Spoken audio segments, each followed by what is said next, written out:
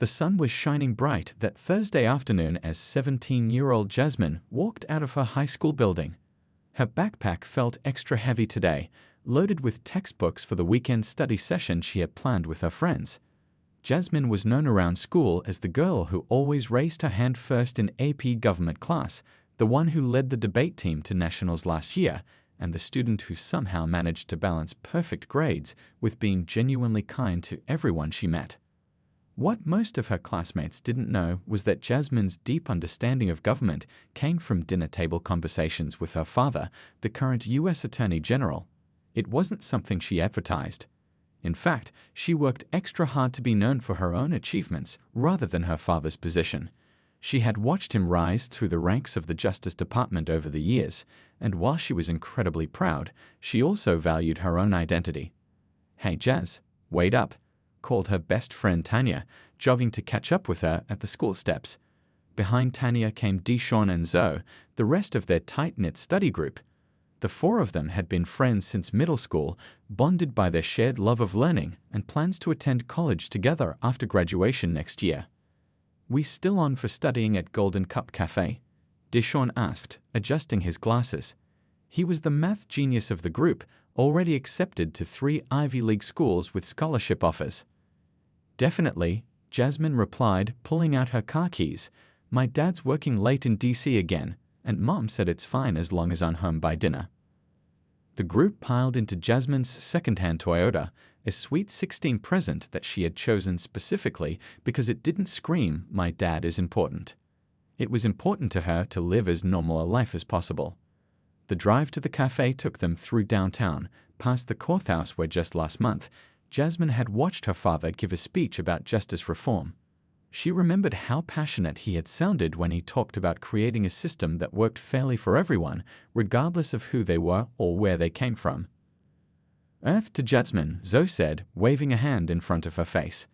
"You zoned out again. Thinking about that history test?" Jasmine laughed. "Just thinking about stuff. Hey, did any of you start the English essay yet?" The conversation flowed easily as they found a table at Golden Cup, their favorite study spot because of its comfortable chairs and reliable Wi-Fi. For 3 hours, they quizzed each other on calculus formulas, debated historical interpretations, and helped Zoe perfect her lab report. The owner, Mrs. Chen, kept their table supplied with refills and cookies. She had a soft spot for hardworking students. "My brain is officially fried," Tanya announced, closing her laptop at around 5:30. "Anyone else ready to call it a day?" As they packed up their books, Jasmine noticed the news playing on the cafe's small TV. A reporter was talking about a new police accountability initiative her father had announced that morning. She felt that familiar mix of pride and awkwardness, pride in her dad's work, and awkwardness about keeping that part of her life separate from her school identity. "Did you hear about that new police program?" Deshawn asked, nodding toward the TV. "My uncle says it's about time somebody did something." "Yeah," Jasmine replied carefully. "I read about it this morning." She didn't mention that she'd heard her father practicing that speech in his home office last night. The sky was turning golden as they left the cafe, that beautiful time of day when everything seems peaceful. Jasmine offered to drive everyone home, like she always did. Tanya lived farthest out, so they'd drop her off last. "Thanks for the ride, Jazz," Zoe said as they all got back into the car. "My mom would have made me take the bus again." None of them knew that this ordinary Thursday, with its homework discussions, coffee refills, and friendly banter, was about to become anything but ordinary. As Jasmine pulled out of the parking lot and turned onto Madison Avenue, none of them noticed the police cruiser that pulled out a few cars behind them. This was supposed to be just another day in their lives, but some days change everything. Jasmine turned down Maple Street, the familiar route she'd driven countless times. The radio played softly in the background as Deshawn told the story about his basketball coach that had everyone laughing.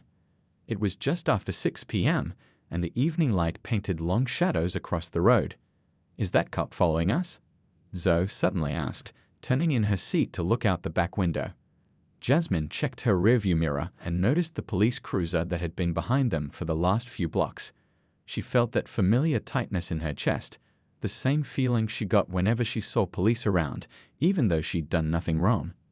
It was something her parents had talked with her about many times. "I'm sure it's nothing," she said, but she double-checked her speed anyway. Exactly 5 miles under the limit, just like her dad always told her to drive. She made sure her turn signal was on well before she turned onto Pine Avenue toward Deshawn's neighborhood. The police car's lights suddenly flashed blue and red, sending bright pulses through the car's interior. Jasmine's heart dropped to her stomach, but she did exactly what her parents had drilled into her since she got her license. Signal, pull it over safely, turn off the engine, roll down the window halfway, hands visible on the steering wheel. "What did you do?" Tanya whispered, her eyes wide. "Nothing," Jasmine answered, trying to keep her voice steady. "Just stay calm, okay? It's probably just a taillight or something." Deshawn and Zoe fell silent in the backseat. Jasmine could see Deshawn slowly reaching for his phone. He didn't need to say anything. They all knew what he was doing. Document everything always. Another lesson from their parents. The officer approached slowly, one hand resting near his holster. He was tall, with hard eyes that barely looked at the car's other occupants, focusing only on Jasmine. "License and registration," he said flatly, without introducing himself or explaining why he'd pulled them over. "May I ask why I'm being stopped, officer?" Jasmine asked politely, her voice steady despite her racing heart. She kept her hands visible on the wheel, not reaching for anything yet. The officer's expression darkened. "I said license and registration, now." "Of course," Jasmine said, her voice still calm though her hands were starting to shake. "My license is in my wallet in my bag, and the registration is in the glove compartment. I'm going to reach for them now, okay?" The officer stepped back slightly, watching her every move as she carefully reached for her bag. In her peripheral vision, she could see Tanya was trembling. Deshawn's phone was recording, partially hidden by his leg. "You were driving erratically," the officer finally said as she handed over her documents. Jasmine was confused. She'd been driving exactly the way her father, the nation's top law enforcement official, had taught her. "I'm sorry, officer, but I don't understand. How was I driving erratically?" The officer ignored her question, studying her license with narrowed eyes. "This your car?" "Yes, sir, it's registered to me." "Mind telling me where you're all coming from? Where you're headed?" His tone suggested suspicion, as if 4 teenagers driving home from studying was somehow criminal activity. "We were studying at Golden Cup Cafe," Zoe piped up from the backseat. "We're just heading home now." The officer's radio crackled, and a second patrol car pulled up behind them. Jasmine's stomach knotted further as another officer stepped out and approached. "Everything okay here, Johnson?" the second officer asked. "Just checking some things," Officer Johnson replied, still holding Jasmine's license. "These kids say they're coming from some cafe." "We were studying," Jasmine repeated firmly. "Is there a problem with my license or registration?" Instead of answering, Officer Johnson asked, "Any of you have anything in this vehicle I should know about?" "No, sir," they answered in unison. "You wouldn't mind if I take a look around then, would you?" It wasn't really a question the way he said it. Jasmine remembered her father's voice clearly. "Never consent to a search without a warrant. Politely but firmly state your rights." "I don't consent to a search of my vehicle," she said calmly. "Unless you have a warrant or probable cause, I respectfully decline." The atmosphere shifted instantly. Officer Johnson's face hardened, and the second officer moved closer to the car. "Step out of the vehicle," Officer Johnson ordered. "May I ask why? Have I done something wrong?" Jasmine's voice remained steady, though her heart was hammering against her ribs. "I said step out of the vehicle, now." As Jasmine carefully unbuckled her seatbelt, she saw a third patrol car turning onto the street. Whatever was happening, it was escalating fast. What had started as a normal drive home was turning into something much more serious and much more frightening. Jasmine stepped out of the car slowly, her legs feeling wobbly beneath her. The evening air had cooled, but she barely noticed as she stood facing Officer Johnson. She could feel her friend's worried eyes watching from inside the car. "Stand over here," Officer Johnson directed, pointing to the space between her car and the police cruiser. The flashing lights created strange shadows across the pavement. "Can you please tell me what I did wrong?" Jasmine asked again, her voice catching slightly. She had to tilt her head up to look at the officer, who towered over her 5'4" frame. The second officer was now circling her car, peering in the windows at her friends. Deshawn's phone was still recording, though he was trying to be discreet about it. The third patrol car had parked, blocking the road ahead. "You kids coming from a party?" the second officer asked suddenly, leaning down to speak through the passenger window where Tanya sat frozen. "No, sir," Tanya replied. "We were studying at a cafe, like we said." "Studying what?" "How to hot-wire cars," Officer Johnson said with a harsh laugh that made Jasmine's skin crawl. "AP Calculus and Government," Jasmine answered firmly. "We have exams next week." The third officer approached now, a woman with tight lips and suspicious eyes. "We've had reports of drug activity in the area," she stated, several teenagers in a car matching this description. Jasmine felt a chill run through her. This wasn't about driving erratically. They were being profiled. "There are no drugs in my car," she said clearly. "We're honor students heading home from studying." "Honor students, huh?" Officer Johnson smirked. "Then you won't mind turning out your pockets and showing us what's in your backpacks." Inside the car, Zoe whispered something to Deshawn. Jasmine could see them both looking scared but determined. Tanya's eyes were filling with tears, though she was fighting to hold them back. "Am I being detained?" Jasmine asked, remembering the words her father had taught her.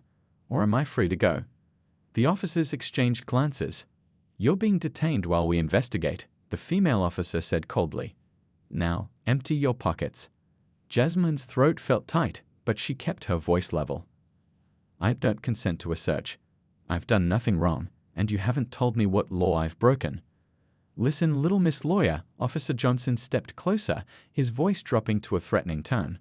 "Kids who don't respect authority end up in trouble. Big trouble. Now you can cooperate, or we can take this downtown and call your parents from the station.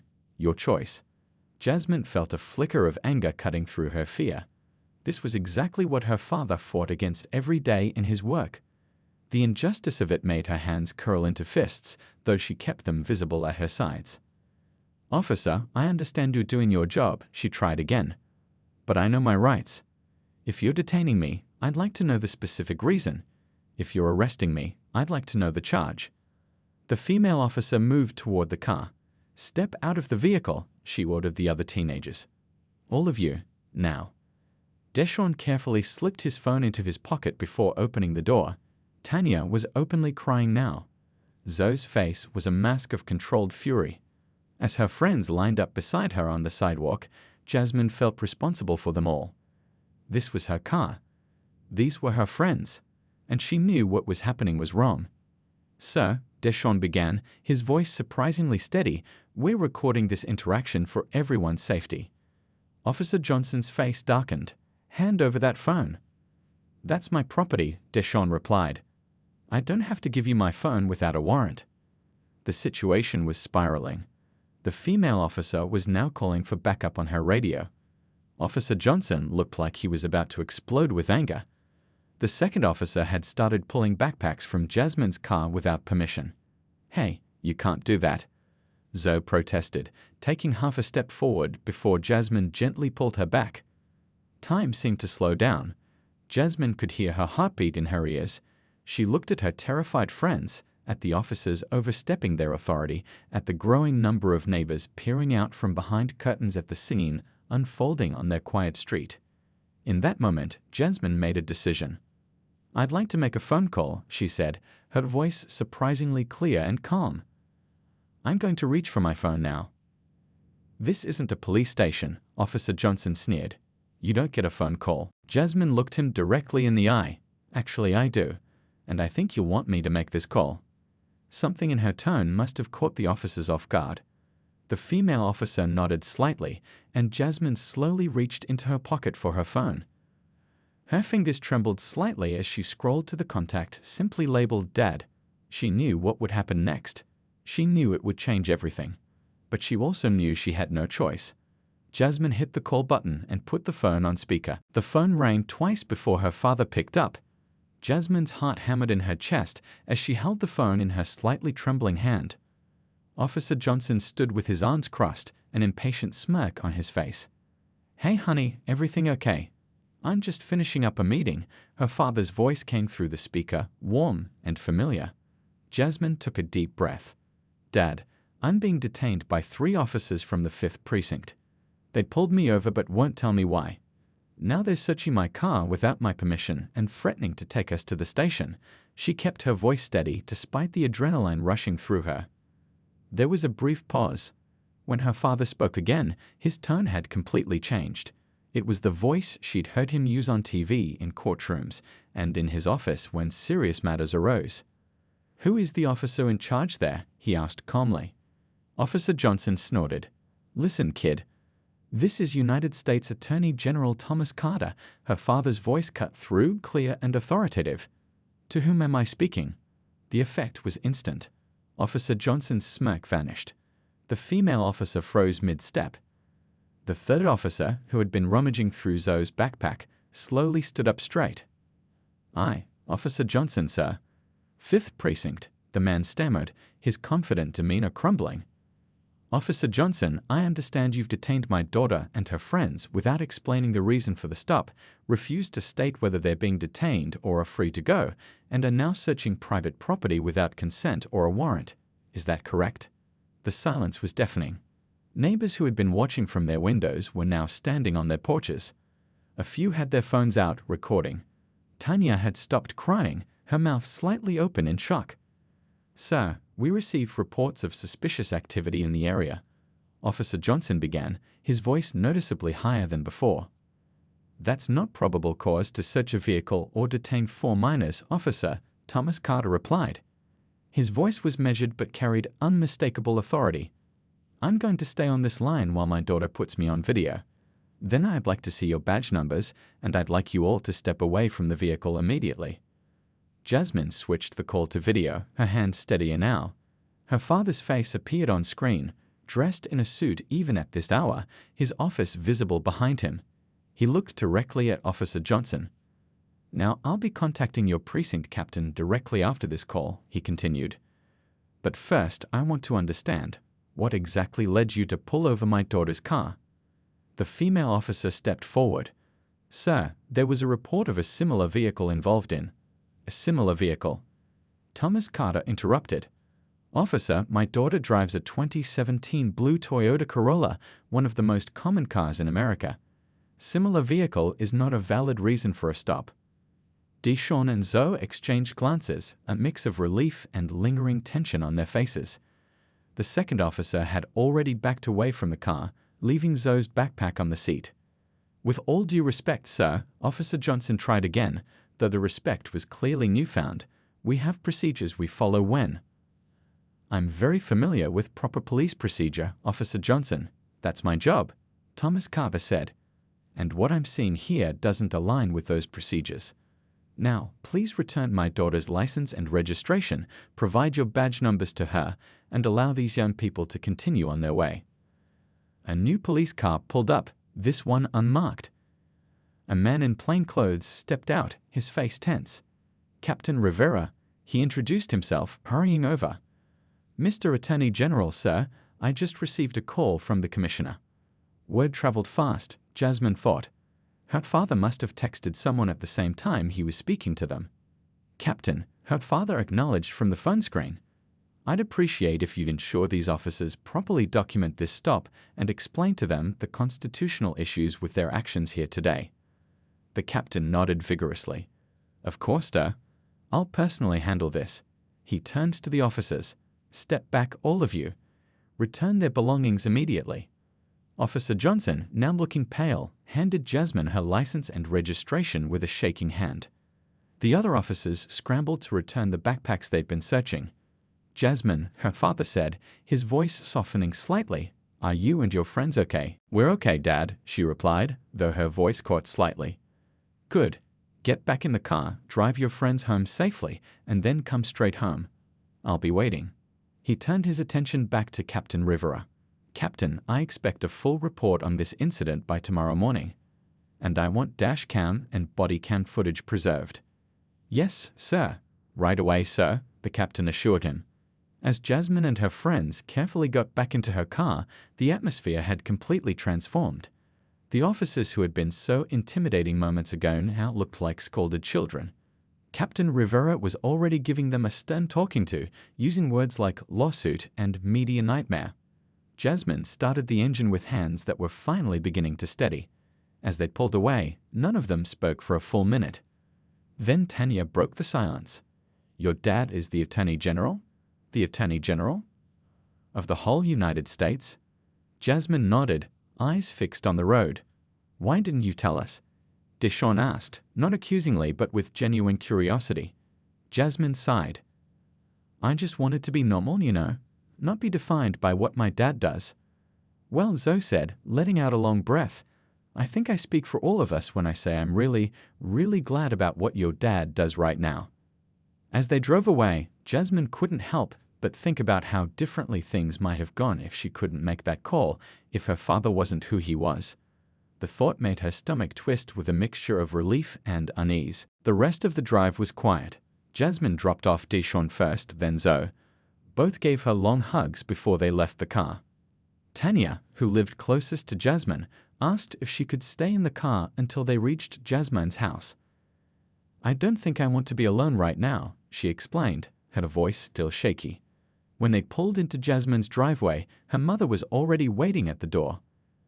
The porch light illuminated her worried face as the girls got out of the car. She rushed down the steps and wrapped Jasmine in a tight hug.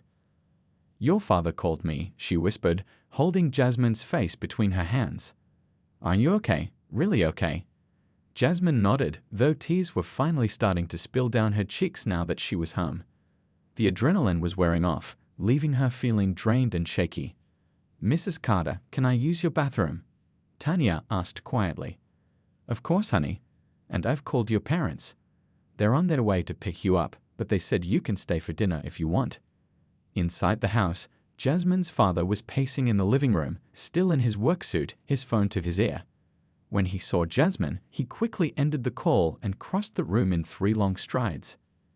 "Dad," was all Jasmine managed to say before he pulled her into a hug so tight it almost hurt. "I'm so sorry, baby," he murmured into her hair. "I'm so sorry this happened to you." For a few moments, they just stood there, father and daughter holding onto each other. Tanya quietly slipped past them toward the bathroom. Jasmine's mother went to the kitchen, wiping her own tears as she started making tea, her solution for any crisis. When they finally broke apart, Jasmine saw that her father's eyes were red. She'd rarely seen him cry. "The police commissioner called me 5 times already," he said, guiding her to sit on the couch. "The mayor too. They're falling over themselves to apologize and promise investigations." "What's going to happen to those officers?" Jasmine asked, accepting the mug of tea her mother brought over. Her father sat beside her, loosening his tie. "They've been placed on immediate administrative leave. There will be an internal affairs investigation, and the body camera footage is being reviewed right now." Tanya returned from the bathroom, her face freshly washed but her eyes still puffy. She sat awkwardly on the edge of an armchair.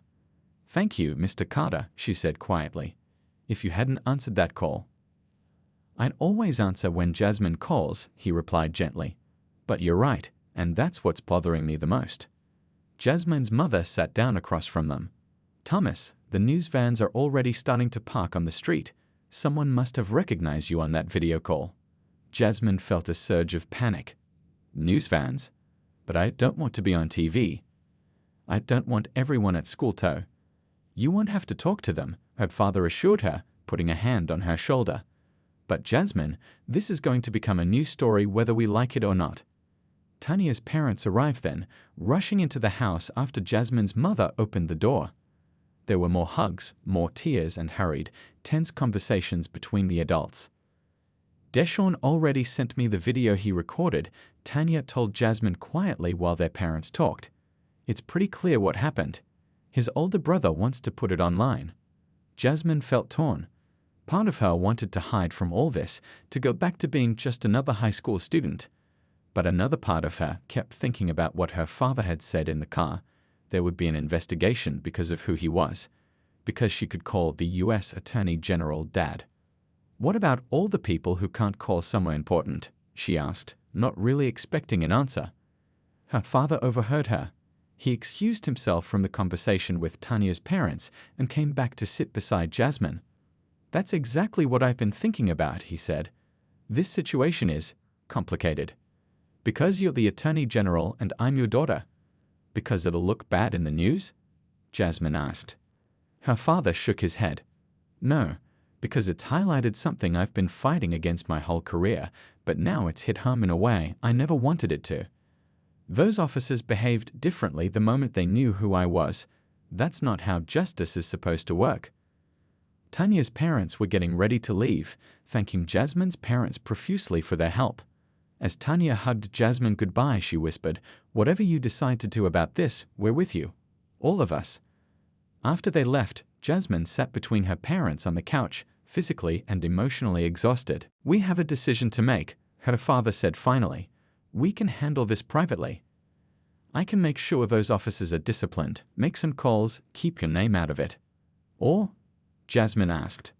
"Or we can use what happened to you to highlight a bigger problem. But that would mean going public, telling your story." Jasmine thought about her friends' faces during the stop. She thought about the fear she'd felt. And she thought about all the people who experienced the same thing but couldn't make a phone call that changed everything. "I think," she said slowly, "I need to sleep on it, but I'm leaning toward option 2. Her father nodded, looking both proud and sad. "Whatever you decide, we're behind you 100%.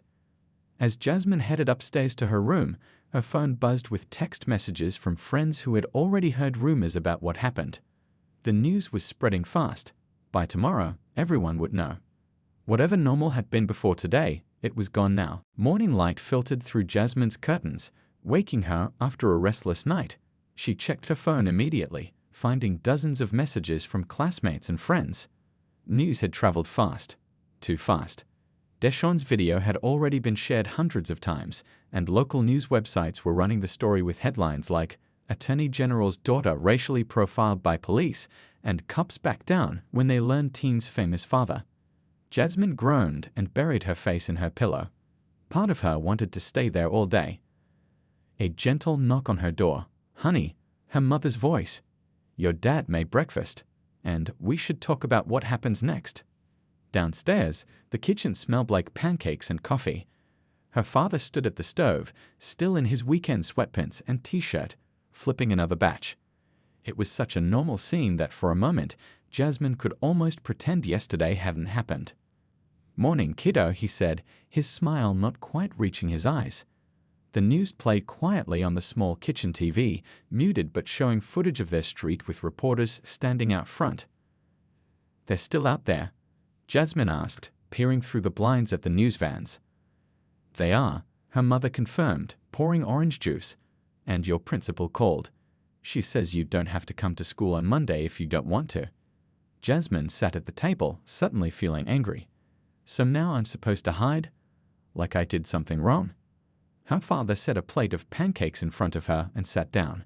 "No one thinks you did anything wrong. They're just trying to give you space." "What about those officers? What's happening with them?" Jasmine pushed her food around with her fork, her appetite gone. Her father sighed. "The official investigation has begun. But Jasmine, there's something else we need to discuss." He glanced at his wife, who nodded encouragingly. "The commissioner wants to handle this quietly. He's offered an official apology, disciplinary action for the officers and, well, a lot of promises." "But you don't believe him," Jasmine guessed, knowing her father's expressions too well. "I believe he wants this to go away with minimal public attention," he replied carefully. "And that's an option. We could accept the apology, let the department handle the discipline internally, and try to put this behind us." Her mother touched Jasmine's hand. "Or we could take a more public stance, use what happened to help others. But honey, that would mean you'd be in the spotlight. People would recognize you. They'd have opinions, some supportive, some not." Jasmine thought of her friends lined up on that curb. She thought of the fear in Tanya's eyes, the quiet determination in Deshawn's as he recorded everything. And she thought of her own shaking hands as she dialed her father's number. Her phone buzzed with another text. This one from Zoe. "Whatever you decide to do about this, we're with you. All three of us are." "I want to speak out," Jasmine said finally, looking up at her parents. "Not just for me, but for everyone who can't call the Attorney General when they're in trouble. Her father's eyes shone with pride that also worry. Are you sure? Once we do this, there's no going back to how things were before. I'm sure, Jasmine nodded. What happened wasn't right. And it happens to people every day who don't have the protection I had. By afternoon, preparations were underway. Her father made calls while her mother helped Jasmine prepare what she wanted to say. The press conference was scheduled for the next morning at the Justice Department. That evening, Deshawn, Zoe, and Tanya came over. They sat in Jasmine's living room, scrolling through the comments on the video that had now gone viral. 500,000 views, Deshawn said, shaking his head in disbelief. And the comments, most people are outraged on our behalf. My parents were so scared when I told them, Tanya admitted. My dad said we should just be grateful nothing worse happened. Something worse does happen to people who don't have parents in high places, Zoe pointed out. That's the whole point of speaking up, right? Jasmine nodded, feeling nervous about the next day, but also increasingly certain they were doing the right thing. When her friends left, Jasmine found her father in his home office, papers spread across his desk. Dad, she asked from the doorway, are you going to get in trouble for this, for speaking out about what happened to me? He looked up, considering her question seriously. There will be people who think I'm overstepping, using my personal experience to drive policy. But Jasmine, sometimes the personal is political. Sometimes it takes seeing something happen to someone you know, someone you love, to really understand an issue. I'm scared, she admitted, not about tomorrow, but about what comes after. Will things ever feel normal again? Her father got up and hugged her. Normal changes, that's part of growing up. But whatever the new normal looks like, we'll face it together. That night, Jasmine couldn't sleep again. She rehearsed her statement over and over in her head. She thought about the officers who had bullied her and her friends, wondering if they regretted their actions or just regretted getting caught. She wondered how many other teenagers had faced similar situations with no one to call for help. By morning, she felt calm. She dressed carefully in a simple blue blazer her mother had laid out. As they drove to the Justice Department, news helicopters circled overhead. Ready? Her father asked as they pulled up to the building where dozens of reporters waited. Jasmine took a deep breath and nodded. Ready. They stepped out of the car together, father and daughter, about to turn a painful personal experience into something bigger than themselves. Camera flashes blinded Jasmine as she stepped up to the podium. The Justice Department press room was packed with reporters, TV cameras, and government officials. Her father stood beside her, a reassuring presence in his formal suit. Her mother sat in the front row alongside Deshawn, Tanya, and Zoe, who had all insisted on being there. Jasmine adjusted the microphone and looked down at her notes, then set them aside. She wanted to speak from the heart. My name is Jasmine Carter, she began, her voice steadier than she expected. 3 days ago, I was driving home with my friends after studying for exams when we were pulled over by police. What should have been a routine traffic stop turned into something frightening. She recounted what had happened, describing the officers' behavior, the escalating tension, and how quickly things changed when they learned who her father was. I was lucky, she said, looking up at the sea of faces. I had protection most people don't have.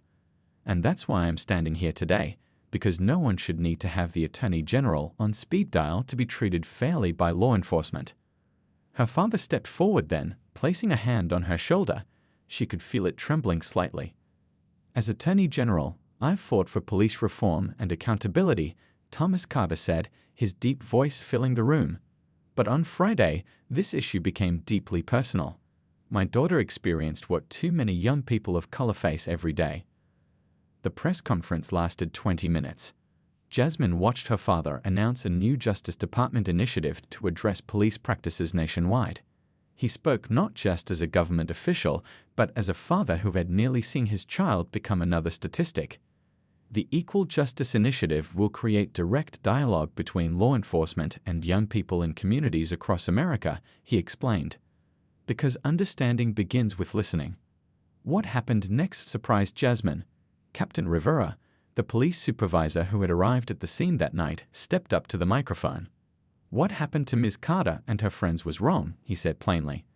As law enforcement officers, we failed them. but we're committed to doing better. That's why our precinct will be the first to participate in the Equal Justice Initiative." Jasmine hadn't expected that. She caught the captain's eye and nodded slightly, acknowledging his words. The days that followed were a whirlwind. Jasmine's story was everywhere, on national news, social media, talk shows. Some commentators criticized her father for using his position to highlight one incident. Others praised their courage in speaking out. When Jasmine returned to school a week later, things had changed. Some students stared or whispered.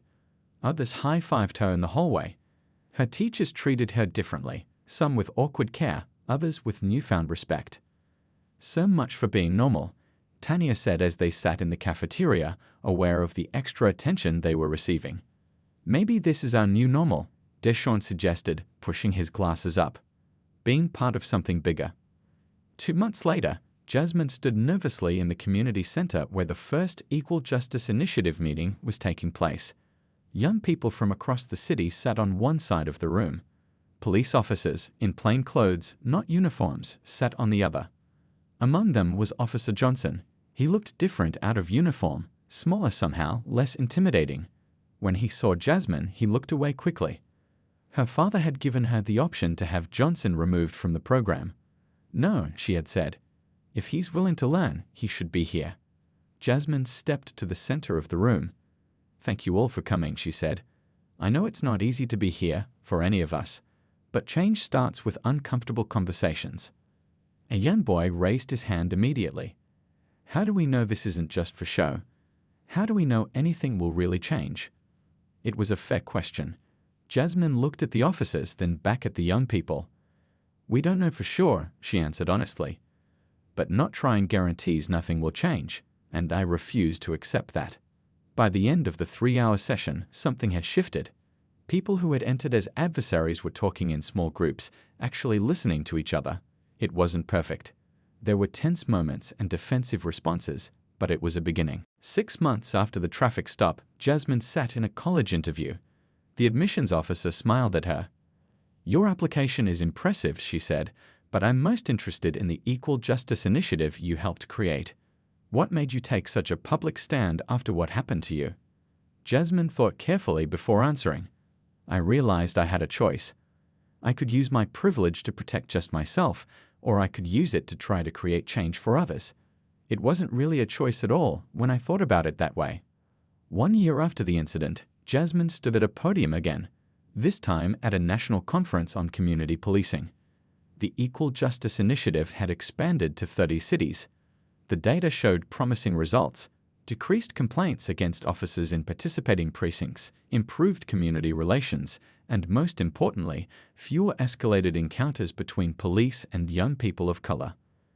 "What happened to me that night could have ended very differently," Jasmine told the audience. "For too many people, it does end differently. But I believe change is possible when we recognize our shared humanity." As she stepped down from the stage, her phone buzzed with a text from Deshawn. "Proud of you. Your normal was never going to be ordinary." Jasmine smiled. He was right. Sometimes it takes an unexpected moment to reveal your true path. What had begun as a frightening traffic stop had become a catalyst for change, not just for her, but for communities across the country. And that was worth more than any normal life could ever be.